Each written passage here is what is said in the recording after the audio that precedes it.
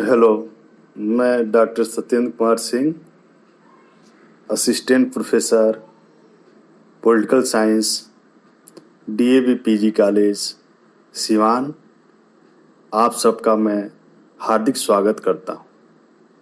आज हम बीए भाग 1 पॉलिटिकल साइंस ऑनर्स विषय के अंतर्गत जो पेपर है इंडियन पॉलिटिकल थिंकर, उसमें आचार्य नरेंद्र देव के बारे में अध्ययन करेंगे। आधुनिक भारत के समाजवादी विचारकों में आचार्य नरेंद्र देव, लोकनायक जयप्रकाश नारायण और डॉक्टर राम मनोहर लोहिया के नाम अग्रिम पंक्ति में है। आचार्य नरेंद्र देव, जिनका जन्म 1889 ईस्वी में हुई थी तथा मृत्यु 1956 में हुई, आधुनिक भारत के ऐसे विचारक थे जो भारतीय समाजवाद के अग्रिम पंक्ति के रूप में उनका नाम अंकित है। अग्रिम पंक्ति में उनका नाम अंकित है। उन्होंने मार्क्स के भौतिकवाद, वर्ग संघर्ष और वैज्ञानिक समाजवाद, महात्मा गांधी के नैतिकवाद और अहिंसा के आदर्श को भारतीय स्वाधीनता आंदोलन के साम्राज्यवाद विरोधी संघर्ष के साथ मिलाकर भारतीय समाजवाद के रूप में विकसित किया।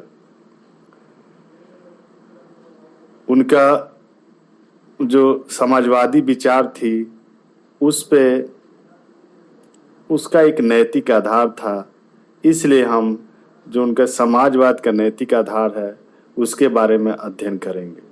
नरेंद्र देव ने अपनी प्रसिद्ध जो रचना है, कृति है, socialism and the national revolution के अंतर्गत मार्क्स के भौतिकवाद की पुनर्विवेचना करते हुए लिखा कि मार्क्स ने जड़ और चेतन यानी मैटर और माइंड के सापेक्ष महत्व पर कहीं भी विचार नहीं किया है। नरेंद्र देव के अनुसार ये दोनों एक जितने महत्वपूर्ण हैं। नरेंद्र देव ने जड़ और चेतना दोनों को एक समान महत्वपूर्ण माना है। मार्क्सवाद की इस नई व्याख्या का अभिप्राय यह था कि मनुष्य के जीवन में जड़ जगत या भौतिक जगत और चेतन जगत या आध्यात्मिक जगत दोनों का बराबर महत्व है। मनुष्य इनमें से किसी एक से नाता तोड़कर अपना उद्धार नहीं कर सकता। इस तरह नरेंद्र देव ने शास्त्रीय या क्लासिकल मार्क्सिज्म में जो प्रचलित विशुद्ध भौतिकवाद का खंडन किया, जो भौतिक जगत को या जड़ जगत को आधार मानते हुए चेतना को केवल अधिरचना या सुपर स्ट्रक्चर की कोटि में रखता है और यह दावा करता है कि इसका अस्तित्व और चरित्र पूरी तरह आधार के अस्तित्व और चरित्र से निर्धारित होता है। दूसरी ओर उन्होंने महात्मा गांधी के इस विचार को भी अस्वीकार कर दिया कि मनुष्य केवल चेतना के सहारे आत्म कल्याण का लक्ष्य प्राप्त कर सकता है। नरेंद्र देव के अनुसार मनुष्य अपनी चेतना को चाहे जितना उन्नत कर ले, उसका जीवन भौतिक जगत की परिस्थितियों पर ही आश्रित है। यदि ये परिस्थितियां अनुकूल नहीं होंगी तो मनुष्य की स्वतंत्रता या मुक्ति अधूरी रहेगी। भौतिक जगत की स्थितियां अर्थव्यवस्था से जुड़ी होती है।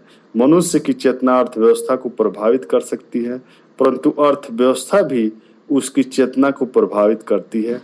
विकृत अर्थव्यवस्था के अंतर्गत बड़े से बड़ा तपस्वी भी अपने मन पर संयम नहीं रख सकता। नरेंद्र देव के अनुसार मनुष्य की स्वतंत्रता एक नैतिक संकल्पना, मोरल कॉन्सेप्ट है और वह तभी सार्थक हो सकती है जब सारे मनुष्य आर्थिक दृष्टि से समान हो। दूसरे शब्दों में आर्थिक समानता नैतिक व्यवस्था की आवश्यक शर्त है। साम्राज्यवाद और पूंजीवाद दोनों ही मानव स्वतंत्रता के लिए विनाशकारी हैं। साम्राज्यवाद एक देश के लोगों पर सीधे ही दूसरे देश का प्रभुत्व स्थापित करके उन्हें पराधीन बना देता है, परंतु पूंजीवाद एक ही देश के भीतर एक वर्ग पर दूसरे वर्ग का प्रभुत्व स्थापित करके उसे स्वतंत्रता से वंचित कर देता है। वैसे सामंतवाद या साम्राज्यवाद की तुलना में पूंजीवाद ही वर्णनीय है। कुछ भी हो, पूंजीवाद सर्वसाधारण को केवल भावात्मक दृष्टि से स्वतंत्रता का अनुभव कराता है। उन्हें यथार्थ स्वतंत्रता केवल समाजवाद के अंतर्गत ही प्राप्त हो सकती है। अतः समाजवाद नैतिक व्यवस्था का पर्याय है। जो नेक्स्ट बिंदु है आचार्य नरेंद्र देव ने जिस पर प्रकाश डाला है वह है उनके राजनीतिक विज्ञान के अंतर्गत, वह है क्लास स्ट्रगल एवं न्यू लाइफ मूवमेंट या वर्ग संघर्ष और नव जीवन आंदोलन। आचार्य नरेंद्र देव ने महात्मा गांधी के वर्ग संघर्ष वर्ग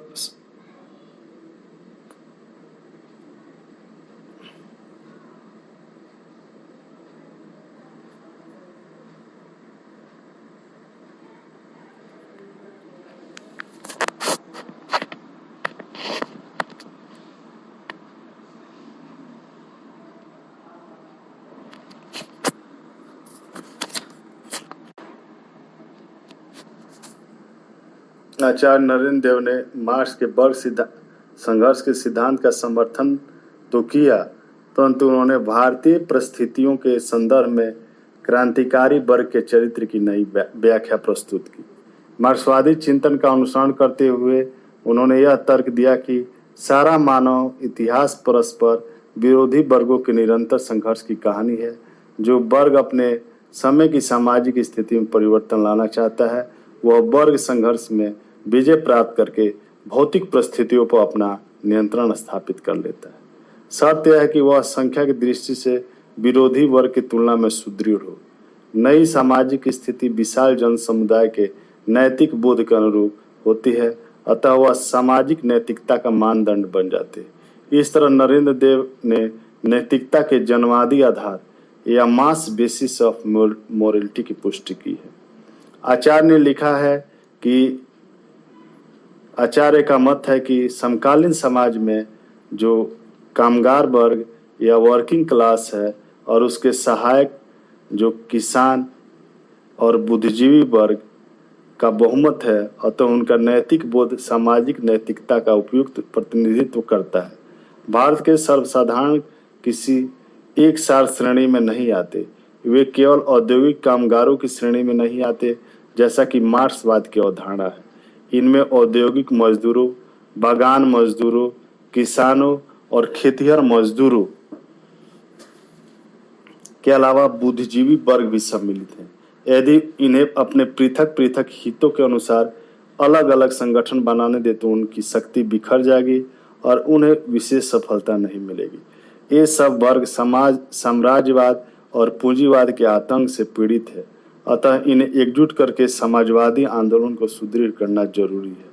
इस आंदोलन का वर्ग चरित्र एक सार नहीं होगा, परंतु उसका लक्ष्य एक ही होगा, साम्राज्यवाद और पूंजीवाद को धराशायी करके उत्पादन के साधनों पर सामाजिक स्वामित्व स्थापित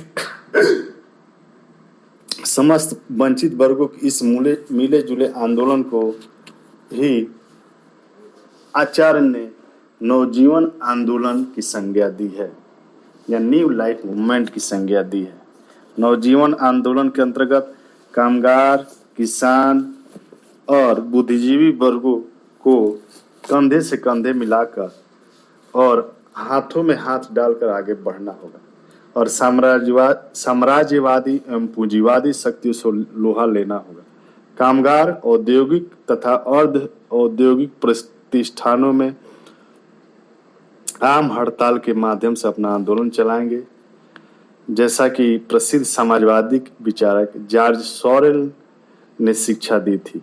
किसान कृषि सुधारों की मांग उठाने और पूरी कराने के उद्देश्य से किसान सभाएं आयोजित करेंगे, परंतु नरेंद्र देव ने कृषकवाद या किसानवाद की कड़ी भर्त्सना की आलोचना की, क्योंकि वह मजदूरों और किसानों के हितों में दरार पैदा करके शहर और गांव के बीच एक अस्वस्थ संघर्ष को बढ़ावा देता है। समस्त वंचित वर्गों के हितों में सामंजस्य स्थापित करने के लिए और उन्हें एकजुट करके अपने सामान्य लक्ष्य की पूर्ति की ओर प्रेरित करने के लिए आचार्य ने लोकतंत्र की आवश्यकता पर बल दिया है। आचार्य नरेंद्र देव के अनुसार समाजवाद का विचार भारतीय संस्कृति के लिए अजनबी नहीं है, बल्कि यह हमारी नैतिक परंपरा का अनुरूप है। भारत में मनुष्यों को आध्यात्मिक समानता पर बल दिया गया, परंतु उसे यथार्थ रूप देने के लिए भौतिकवाद का सहारा लेना जरूरी है। वैज्ञानिक समाजवाद ही मनुष्यों की नैतिक समानता के आदर्श को साकार कर सकता है। जैसे विज्ञान के नियमों की सहायता से भिन्न भिन्न परिस्थितियों के लिए उपयुक्त प्रौद्योगिकी या टेक्नोलॉजी का निर्माण किया जा सकता है, वैसे ही वैज्ञानिक समाजवाद की सहायता से भिन्न भिन्न देश अपने अपने समाजवादी आंदोलनों के लिए उपयुक्त रणनीति तैयार कर सकते हैं। मार्क्सवाद के अंतर्गत राज्यहीन समाज की संकल्पना उसमें निहित मान्यताओं का तर्कसंगत निष्कर्ष प्रस्तुत करती है। उसका प्रयोग एक प्रतिरूप या मॉडल की तरह करना चाहिए। प्रत्येक देश को अपने समाजवादी आंदोलन के लक्ष्य अपनी अपनी संस्कृति को ध्यान में रखते हुए अपनी अपनी आवश्यकताओं के अनुसार निर्धारित करने चाहिए। नरेंद्र देव ने सर्वसाधारण को भारत के राष्ट्रवादी आंदोलन की ओर प्रेरित करने के लिए आर्थिक विचारधारा की आवश्यकता पर बल दिया। इसके लिए उन्होंने मार्क्सवाद को अपनाते हुए भारतीय परिस्थितियों के अनुरूप उसमें अनेक परिवर्तन कर दिए। मार्क्सवाद के अनुसार समाजवादी क्रांति का स्वरूप अंतर्राष्ट्रीय होना चाहिए, इसमें राष्ट्रवाद के लिए कोई गुंजाइश नहीं है। नरेंद्र देव ने साम्राज्यवाद विरोधी और पूंजीवाद विरोधी संघर्षों की एकरूपता पर बल देते हुए राष्ट्रीय आंदोलन को समाजवादी आंदोलन का समवर्ती बना दिया, समकक्ष बना दिया और इस तरह राष्ट्रवाद और समाजवाद के बीच संपर्क सेतु का निर्माण किया। फिर समाजवाद को स्वतंत्रता की आवश्यक शर्त सिद्ध करते हुए नरेंद्र देव ने यह तर्क दिया कि राष्ट्रीय स्वाधीनता का आंदोलन तब तक सच्चा आंदोलन नहीं हो सकता जब तक उसके साथ समाजवादी आयाम न जुड़ा हो। मार्क्सवाद के अनुसार समाजवादी क्रांति पूंजीवाद के विरुद्ध मुख्यतः औद्योगिक कामगार वर्ग की क्रांति है। नरेंद्र देव ने क्रांतिकारी वर्ग में सभी तरह के कामगारों, किसानों और बुद्धिजीवियों को सम्मिलित करके उसके मिश्रित चरित्र पर बल दिया ताकि उनकी शक्ति को एकजुट किया जा सके। फिर उन्होंने मार्क्स से वैज्ञानिक समाजवाद को अपनाकर भी मार्क्सवाद के मानववादी पक्ष को प्रमुखता दी, जो आज के युग में नव मार्क्सवाद के रूप में सुप्रसिद्ध बन चुका है।